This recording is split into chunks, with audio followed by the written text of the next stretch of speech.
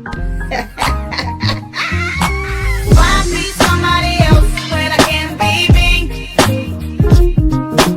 Why be somebody else when I can be me? You're already taken, cause I'm in the making. Cause I'ma be me, I'ma be me, I'ma be me. Yes, sir. Yes, sir. I'm so good at being good. There it is.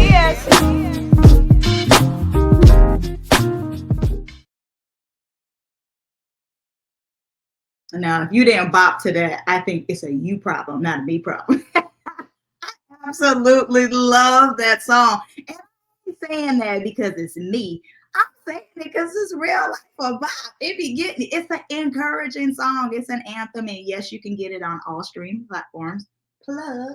But I'm serious, it's a bop. It's one of those things that's a constant reminder for you to always authentically be you. You see the shirt? But nevertheless, it's one of those things that you always got to show up as you. Why be somebody else when you could be you? You're already taken. Come on. And you can't be you being you, and can't nobody else be you. So show up as you. Okay, please. And thank you. Okay, I ain't gonna do that. I did enough plugs for me on today. I'm gonna say, hey y'all, welcome to the Heal My Heart Show, where we pull back the curtain. We drop all of the titles. You know we love titles, but we're gonna drop all those titles on today and get real about life, faith, and every single thing in between. I am your host, Coach Tiffany. I am a wife, a life coach, and I am your internet sister. So this is the space where hearts speak and hope is restored. And every week, I'm always talking to somebody, and I got a super dope individual here with me that we're going to be sitting down with.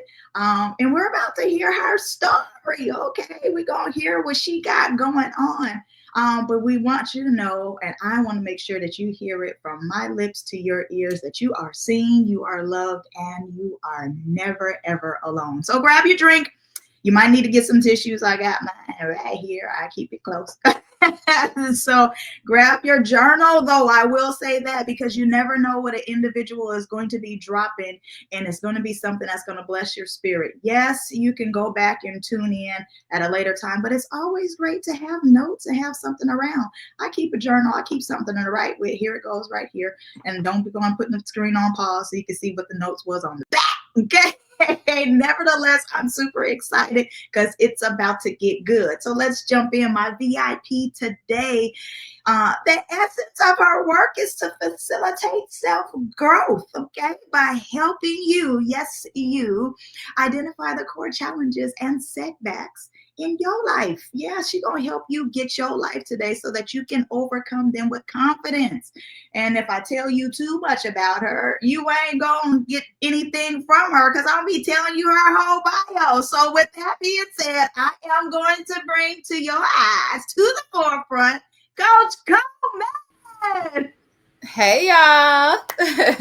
I am Coach Coleman. I'm here. It's a pleasure. Thank you for having me.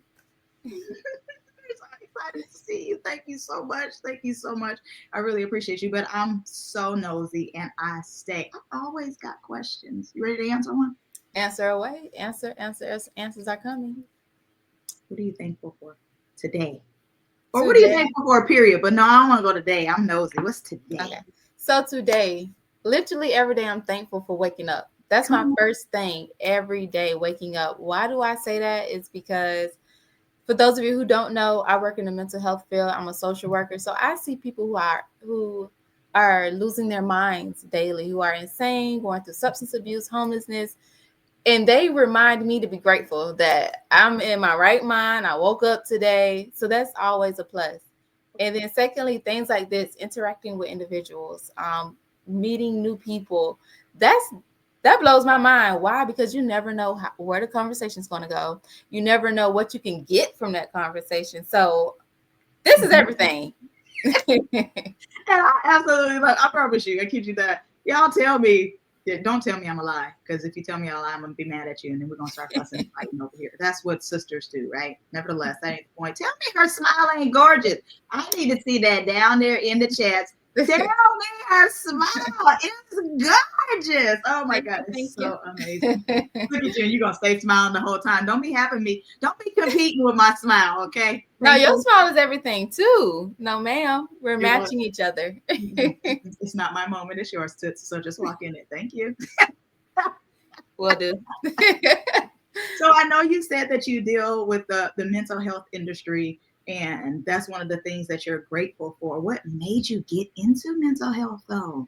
To be honest, I've been screaming this and saying this since I was in middle school as a child. So, some people are like, oh, I want to be a lawyer, I want to be a police, and they change it completely opposite. No, I've been doing this and saying this since I was an adolescent myself. Why? Because all of my friends or peers, and sometimes people older than me, will come for advice, and the conversation just rolled right off the tongue, kind of like right now. So it's not something that I was taught; it was already in me. I just kept going with the punches, like just keep going, because I'm a strong believer. I'm not working and doing something that I absolutely don't like. Cause I'm gonna complain, I'm a half do it. It's just going. But if I like it, I enjoy it. I ain't gonna lie, it's not the greatest. I'm not a rapper, I'm not a celebrity, so I ain't making top dollars. But it's something that I enjoy, that I love. So that's why I can continue to do it and not be burnt out, or continue to do it and not be like, oh my God, this. Because let's be honest, we all know someone or have experienced that particular job or that particular role where you don't want to do it. You're just doing it because you have to. Yeah, And that's aggravating.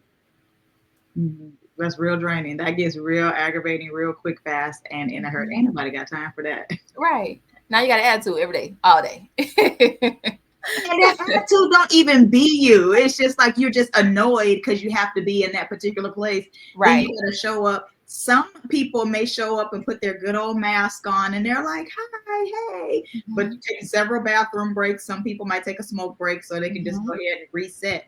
But it's just something beautiful when you don't have to do that. And Right. like doing what you're doing. Yeah, you can walk in and hey y'all, hi Susie, and it's a natural flow. Your aura is original. You don't have to fake it till you make it. You mean it. You mean it, yes, exactly. And that helps. For me, I like to say it helps with the mental health because now you're not as stressed out, because you can be in a stressful environment working wise, but you don't have to be stressed out. You just know it's the job itself, not you. Yeah. What do you do with your stress moments? Because I'm dealing with what you said you have to deal with.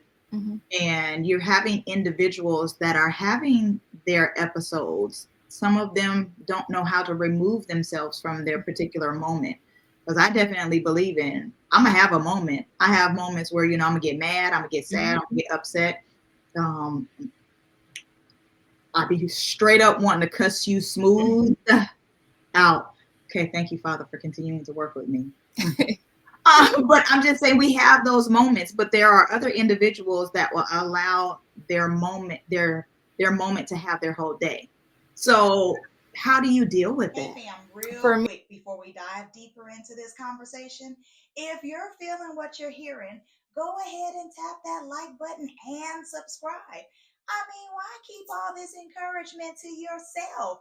These details matter. So go ahead, bless your feet. For me, throughout life, I learned my triggers. So it's like, all right, they're doing too much. This is a trigger.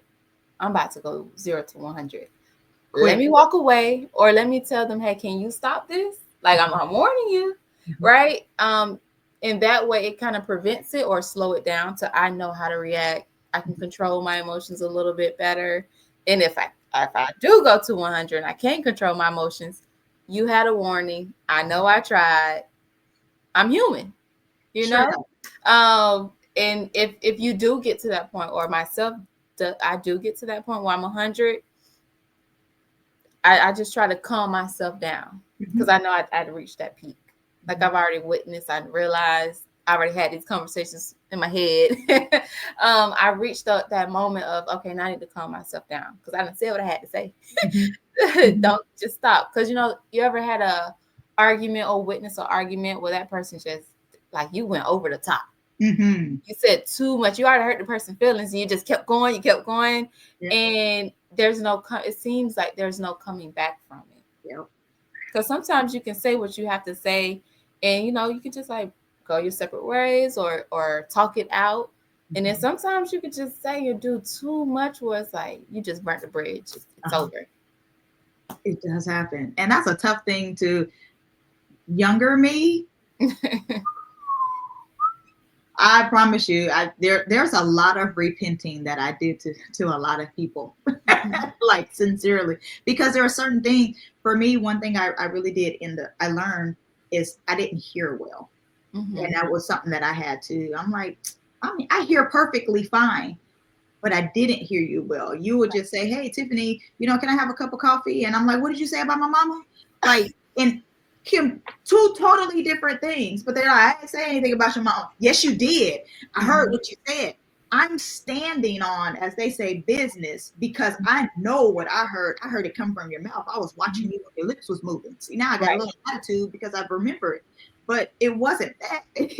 I heard wrong. I understood wrong. So it was a gulf fix between what I heard and then that little comprehension thing that was going on in here. Yeah. So I end up having to forgive or ask for forgiveness for a lot of individuals. I was just like, "Ooh, that was me." So I had to start repeating back. And I'm like, what I heard you to say was, this is what I understood you to say. Do you ever feel like you have to have those kind of moments? Yes. Yes. I think we all do. But some of us have not reached that stage yet of identifying, like, yeah, I messed up. I was in the wrong. But we all have those moments. We just don't want to say it or take that responsibility, be accountable for it. So I'm glad you said earlier about the journal. So for myself, what helps a lot, especially when I'm in the wrong, reflecting and using a journal, writing these things down, because sometimes when you write it down, the truth comes out automatically when you write it down. And then when you force yourself to reread what you wrote, it's like, oh, I did do that. I did say that. I could have did that differently. Or you may even realize like that person tried me and I was too soft. I should have said more. It can go either way when you start reflecting more, looking back on your past, learning from your history, from your past. What could you have done better? What could you have done differently? Did you do enough or did you not do enough? Because sometimes we don't speak up for ourselves enough. And sometimes we speak up too much, know? But that reflecting piece helps a lot. Yeah. Balance. That's what I heard when you said that. Sometimes we talk too much and sometimes we don't talk enough, but we got to find that even balance. And then like knowing, like you made reference to earlier, is that trigger. Like I know what things are going to set me off. And I'm like, hey, I'm quick to tell you, yeah, not today. That's not going to work for me. Like, hey, let's take a time out. I'll be right back. Okay. Because I know how much I can handle. Everything that you said you do, and these are things that I have to do to de-escalate myself. I promise you, those are moments that I end up having to have. And I'm grateful that you're sharing that because those are tools that we need to have in our toolbox to make sure we understand this set me off, this triggered me, this pissed me off, this irritated me. This is how I need to handle this. I don't need to handle it that way. So thank you for equipping our toolbox. Yes, ma'am. It's all about really learning yourself. Because, we walk around and you have fun. You kind of say, yeah, I know who I am. But no, do you really know who you are? Like, really know who you are? What really turns you on, turns you off, trigger you, get you upset? Yeah, I mean, the slightest little bit. Because usually when I'm also a life coach. So usually when I meet with my clients, that's the first thing we're going over. Let's find out who you are. Because I need to know, do you know or you don't know? So that lets me know where we're starting at. Because we need to figure out where you are, who you are, in order to get better, to get to that next level, that next step. I don't believe in going backwards. That's right. We're trying to go forward. No moonwalking. No, ma'am. No Michael Jackson. The only thing we're going to say is these attitudes need to beat it. That's about it. But you did make reference to you saying you're in the mental health area, and you also made reference to you're a life coach. So who is Coach Coleman outside of your titles? Like when I meet you, when all your roles come off, who are you? Because you just talked about, oh, I know who I am. Okay, I'm sorry. That was terrible. You're good. To be honest, who am I? This is me 24/7. Okay. So that's why I said in my younger age, it was already in me. Yeah. So I'm able to walk in my truth. I'm able to walk into work and be me because I'm like, hey, this is it. You're going to take me or you're not. And the reason I say that and I stand on it firmly is because I took all my clients, first thing, let's see if I'm a good fit. Do you like me to work for you? Because if not, you're going to hold back. It's not going to be authentic. And you're never going to get to that place that you need to be.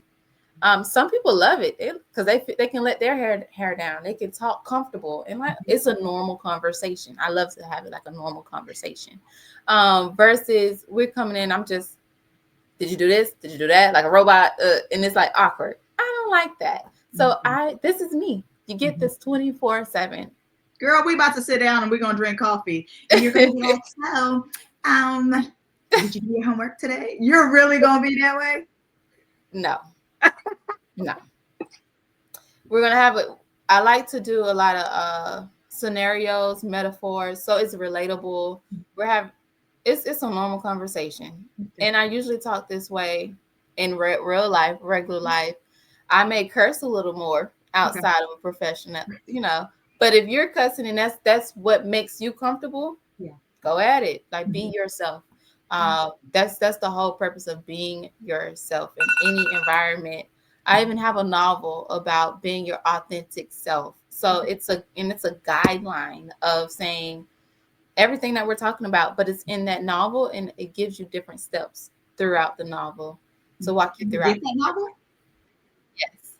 We can? Where do we get it? What's it called? Amazon. It is on Amazon and it's called Between Two Worlds. I also have a self-care journal that is on Amazon as well. So you can get both as a duo. You read the book, it walks you through it, and then you can get the journal to actually take notes. Something to refer back to. Okay, that's dope. Let me go on to Amazon and make sure I go look that up. But I'll make sure that I put that also into the description field so we'll be able to have that. And it's not something that we have to commit to memory. But if they got their notebooks, their journals out now, they can write it down. Hello. Yes, you said that. Definitely said it. So I'm nosy also because I'm always having questions. What's a season in your life where you had to lean on God the hardest?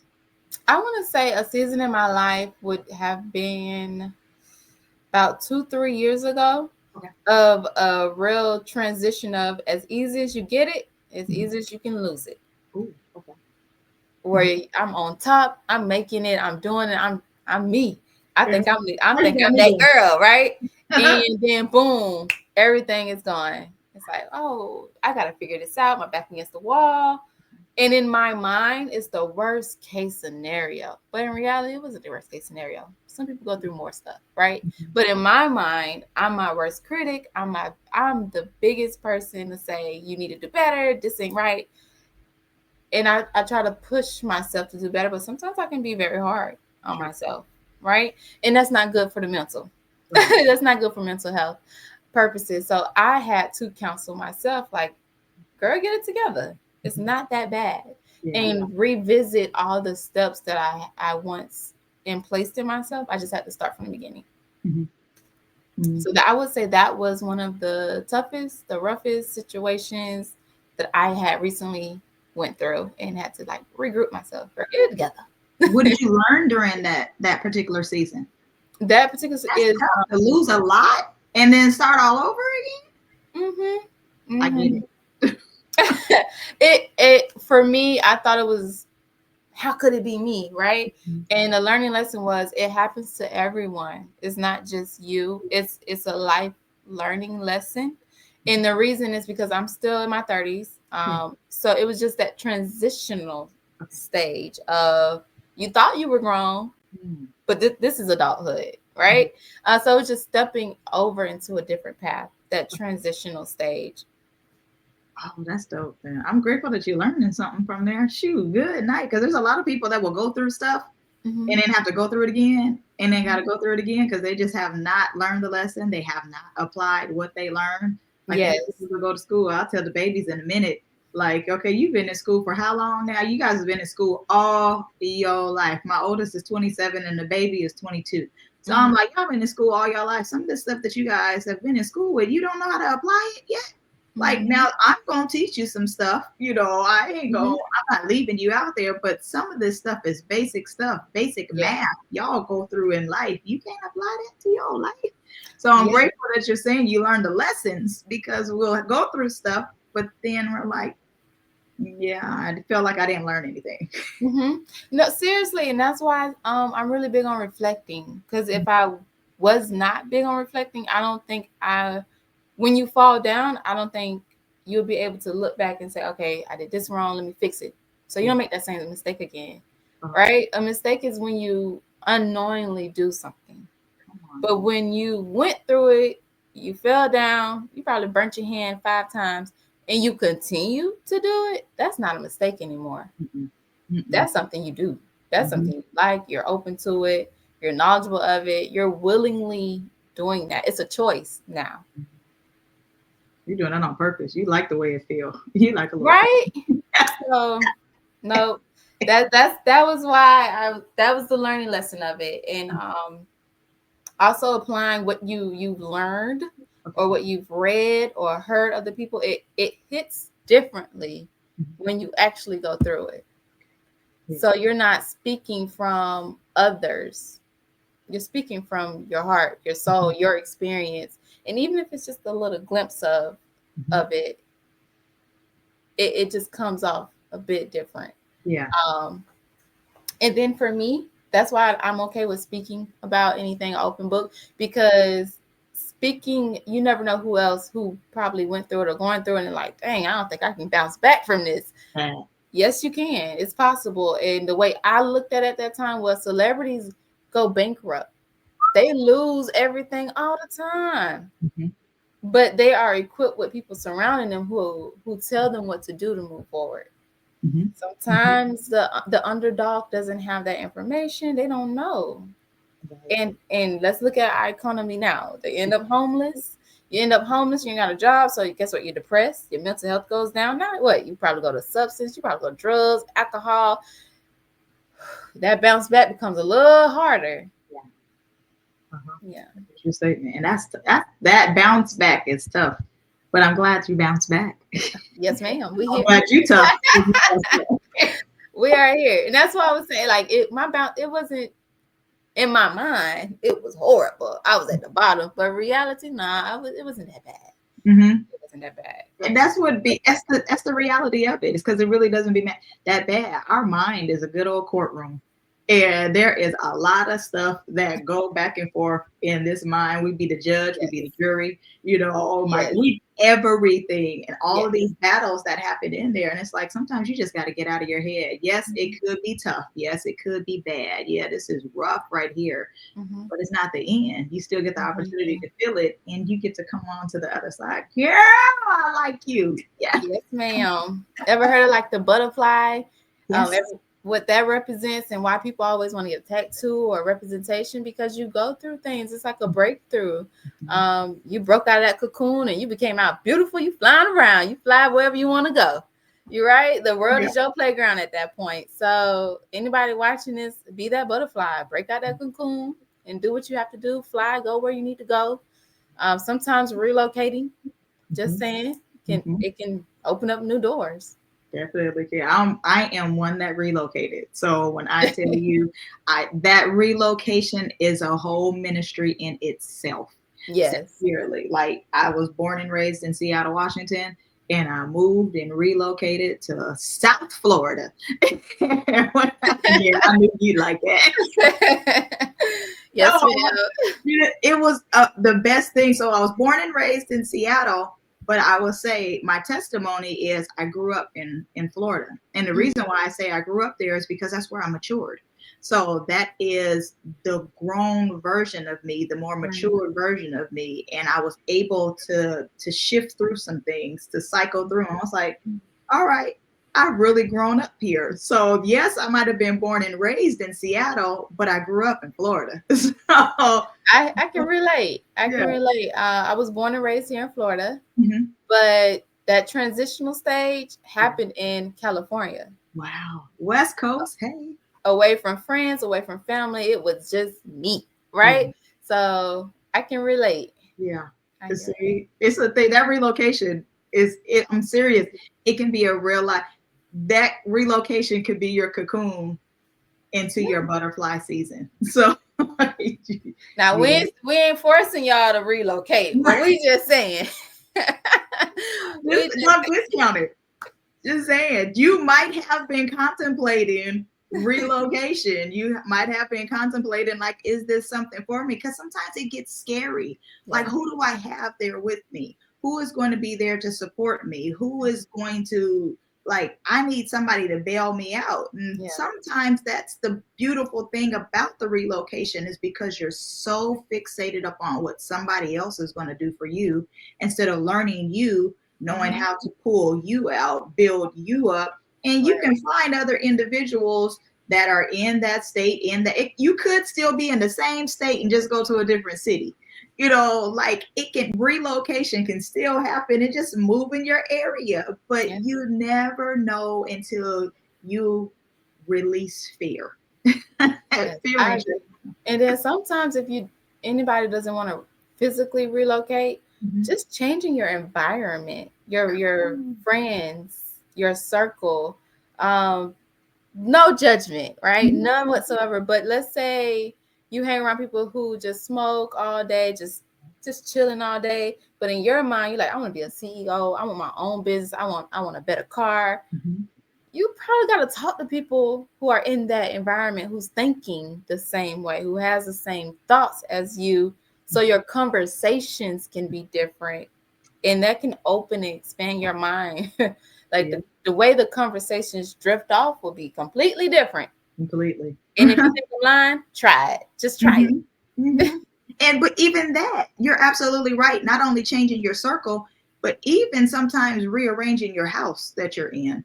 Like shifting the things in your house because you're so used to things being the way it is. Let me move my couch to a different area. You know what? Maybe your TV might be on the wall. If your TV ain't on the wall, maybe if you put, your living room structure a certain way, or putting your things changing can help your mind to change, because that's a part of your environment too. So if we start with this particular environment that I see that changes happen there, it's easier to go to the change to happen. You know what? Maybe I need to change some friends. I ain't saying that I don't like you. I love that. We're going to be Planet Fitness right now, no judgment zone. So we're going to go. It's easier. I don't dislike you. I just can't hang around you right now. Like, I might be able to call you and just check in and say, hey, hi. But don't get mad if I ain't checking in saying, hey, hi, we're going down to Twin Peaks. Right. No, I ain't doing that. Like right now, I just wanted to say hi to you, let you know I still love you. I know who you are. But this season right now, I'm being selfish. It's about me. So, girl, I like it. Tell me this. What is something that you would leave with our listeners on today? What's one word of encouragement? It don't have to be a word. It can be several words.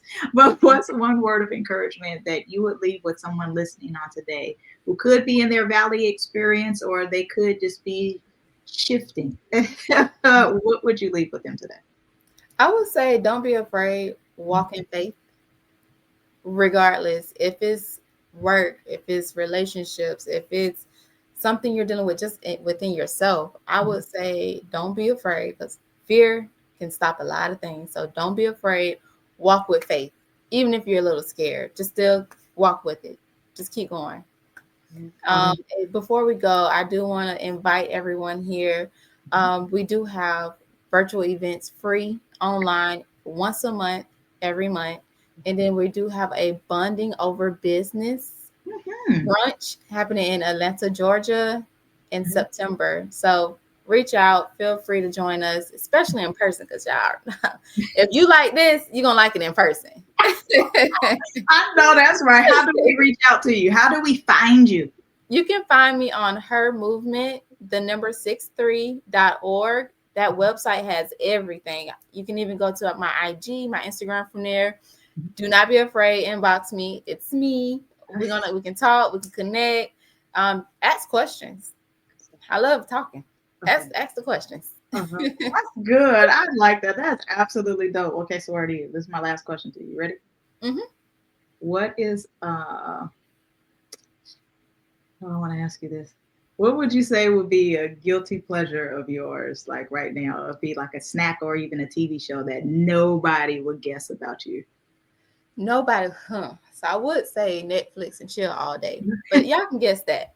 So that nobody that nobody can guess. I would say late night beach. I don't know if you Ooh. can guess that. And I don't think you're really supposed to be on the beach late night. But I love the beach late night because I'm by myself. I can just read my book or just even listen and watch the waves late night.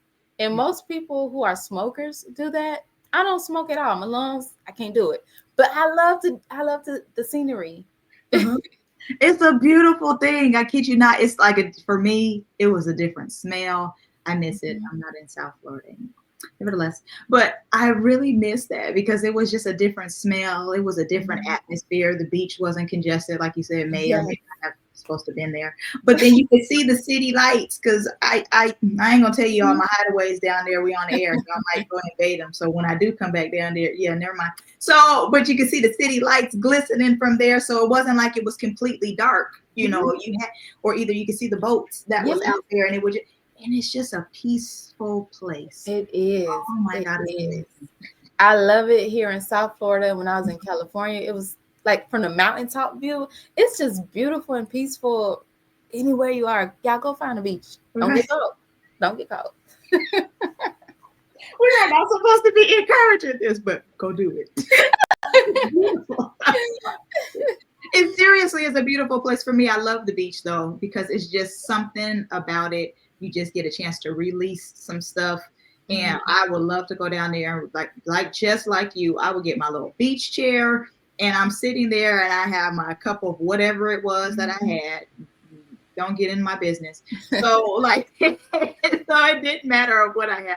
Seriously, if I was driving, I wasn't drinking. So don't judge me, judge your mama. But it's like seriously, we have, it's just a different kind of peace that's there. And so I would have whatever it is that I chose to drink.